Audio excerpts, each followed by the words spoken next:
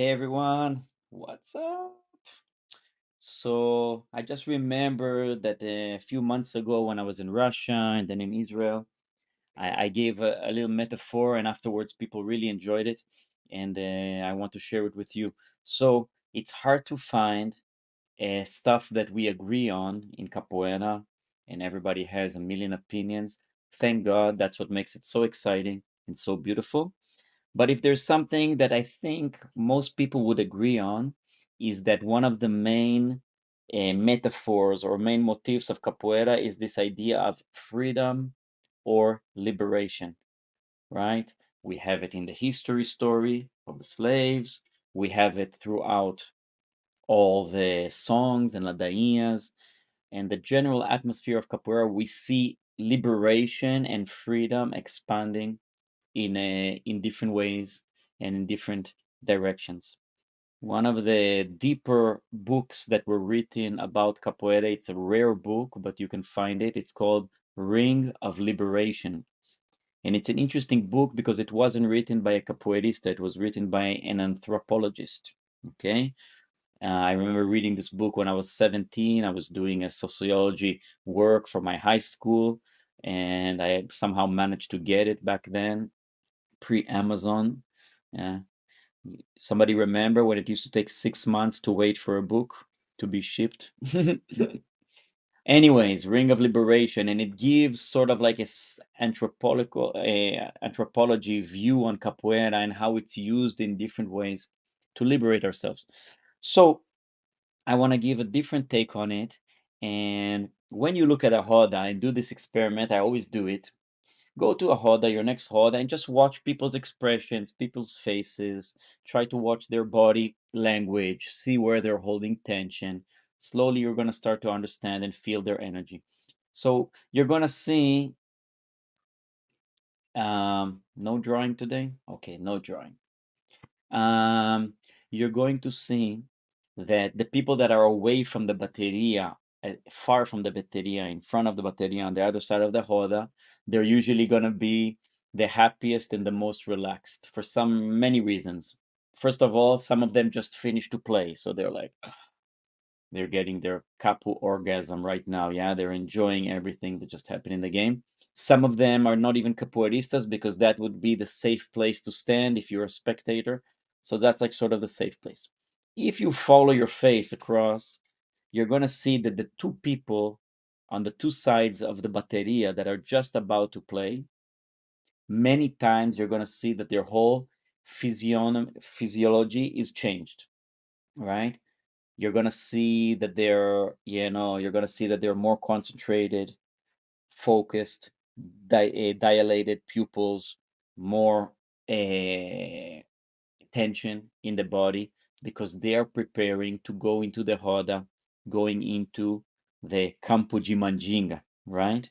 And then you sit down, you shake hands, and you're in this energy bubble that's basically created to get you to be here now, okay? To be in the moment and to merge into something else.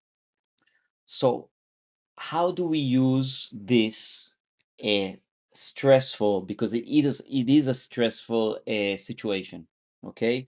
If we analyze it, at the moment when you're sitting down underneath a beating bow, you're doing the top activities that all the research in the world is showing that humans don't like, right?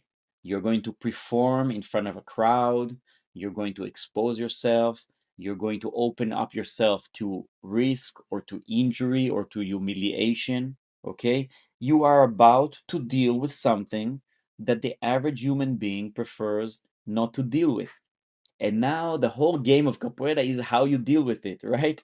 The roda, in order for the roda to become fun and liberating, you have to go through this discomfort. So in the mythology of capoeira, we have the chains, and sometimes it's real physical chains, iron chains, and sometimes it's a metaphor of chains. Okay, but when you sit down in the roda, you need to understand that there are these invisible little, like these fishing lines that are invisible that are tying you down. okay? And maybe you have 10 or 15 or 20 or 100 of these invisible fishing lines, and you don't even know them because it's not like a chain, right? If it was a chain with a ball, you would feel it. You would do a ooh and get stuck. But when it's these invisible lines, sometimes we don't feel it, and maybe we think we are free, but actually there's something tying us back, okay? Or maybe we don't even know, yeah, and maybe we don't even know.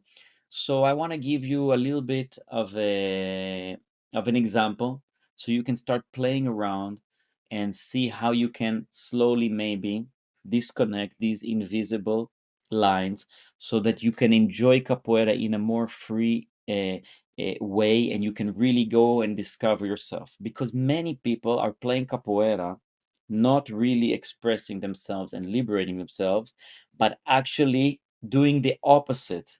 Many people there, and they don't do it on purpose, by the way. And you know what? We don't do it on purpose. I also do it. Everybody does it. Because if you're not in the right mindset, it will happen automatically because you were trained like this. So your automatic reaction of your brain when you get into a stressful situation is to do something that you don't want to do. It's doing automatically. And for each person it's happening differently. So let me explain.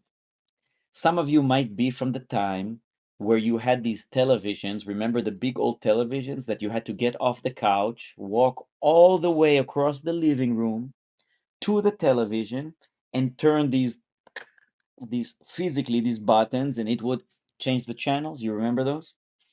If you remember those, you are from my generation or old. And then you would walk back to the couch and watch the next program, and if you wanted to change channel, you would have to get up again and switch them.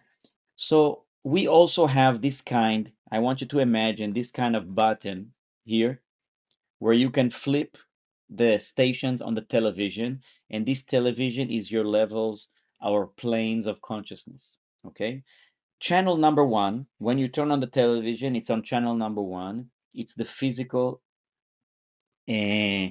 physical plane, okay? That is your body. Are you a man? Are you a woman? Are you young? Are you old? Are you tall? Are you short? What color is your skin? All of these things have to do with your physical plane, and you play on the physical plane. When you go into the Hoda, at least for now, we are playing in 3D physical plane. I'm playing with my hand, I'm playing with my leg, okay? So that is definitely a level of a consciousness that we need to be aware of, right? When I sit it down, oh, my knee is not so much today, my shoulder is injured. All of these things have to do with the physical plane. But it's just the first channel. You can switch channel. If you switch to channel number two, let's call it your psychological channel. That's your inner dialogue, okay? Each one of us has a different film happening on channel number two, depending on how we view the world, because when we were born we could not take care of ourselves. The human baby, it takes almost today it takes almost 30 years, sometimes even more, until we are independent, right? The only animal in nature, an elephant is born, he starts walking, right? You have to survive.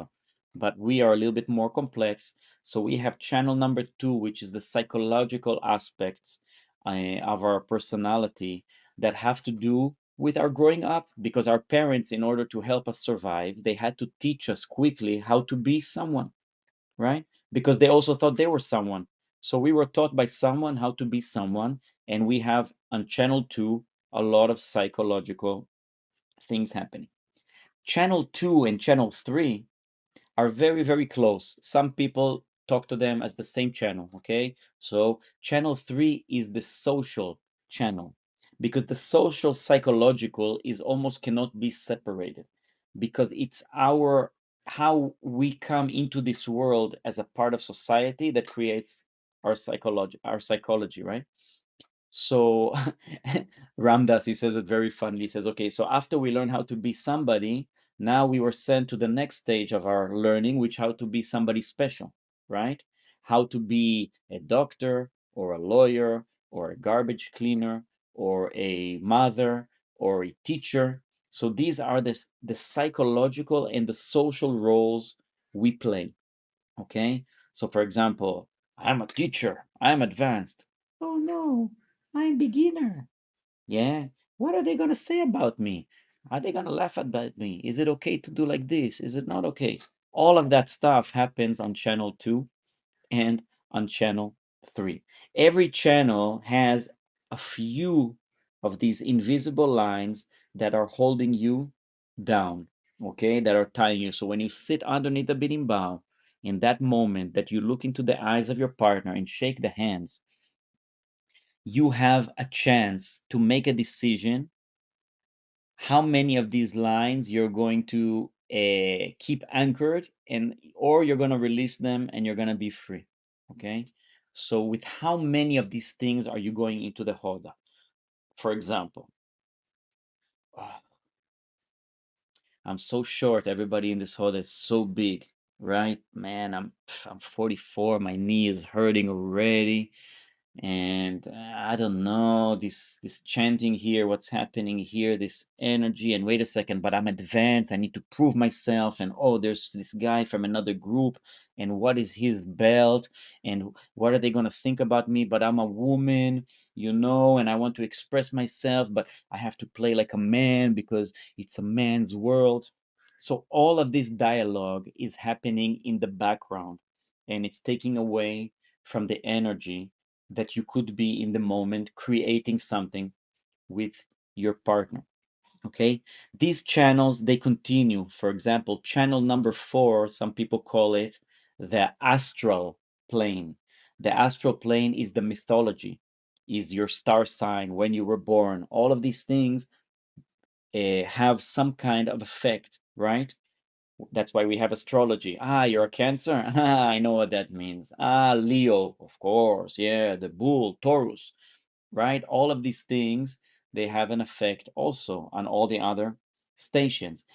This station also, the fourth station, is the mythology. Yeah, the archetypes, the orishas, the hunter, the warrior, the goddess of the sea, right? The Eshu, the trickster. All of these things, they come into channel number 4, and we can also play with them. Okay, but in order to play with them, we need to first of all be aware of them. We need to be able to liberate our need from being attached to them, so that then we get, instead of every time going up to the TV and having to manually change the stations, now we have a remote control.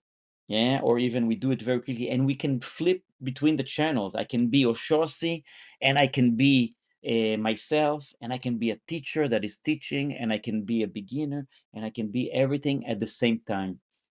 And that is the great path of liberation through capoeira. First of all, recognizing all these channels and playing around with them, right, over hundreds and thousands of games, and then having the flexibility not to get attached to one channel or the other channel, and to be able to flip in between them.